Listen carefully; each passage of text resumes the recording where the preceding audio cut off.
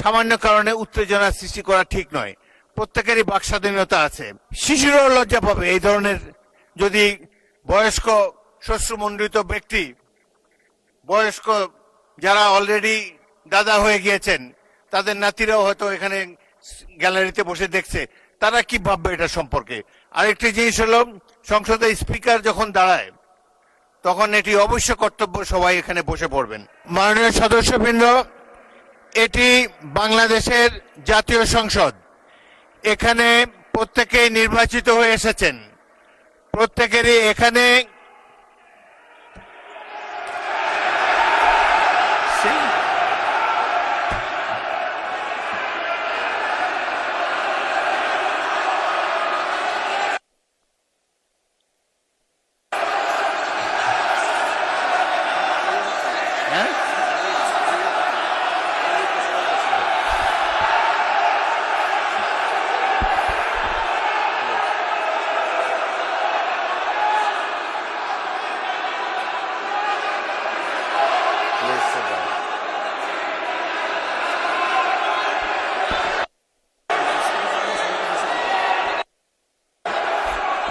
মাননীয় সদস্যবৃন্দ,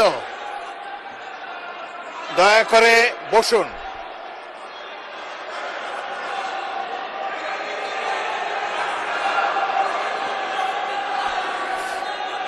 মাননীয় সদস্যবৃন্দ, বসুন বসুন বসুন প্লিজ।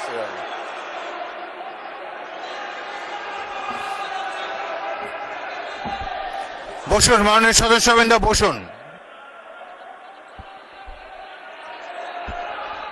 বসুন বসুন।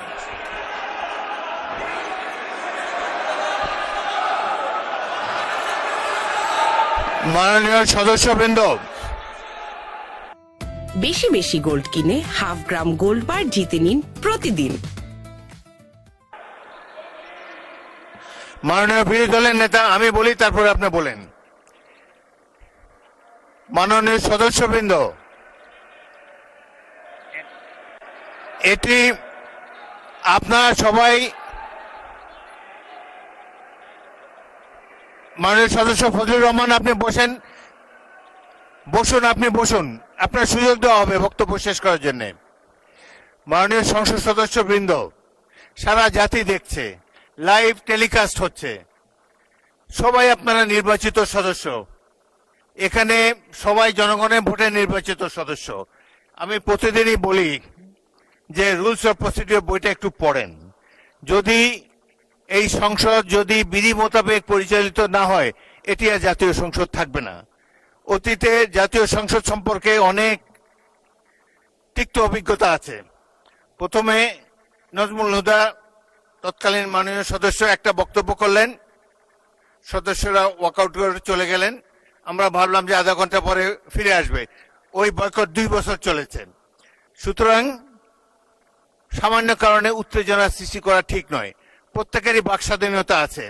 প্রত্যেক সদস্য এখন ইভেন 370 বিধিতে দলীয় হুইপ নেগলেক্ট করে, উপেক্ষা করেও ব্যক্তিগত মতামত এখন সবাই দিতে পারেন। এখানে প্রত্যেকেরই বাক স্বাধীনতা আছে।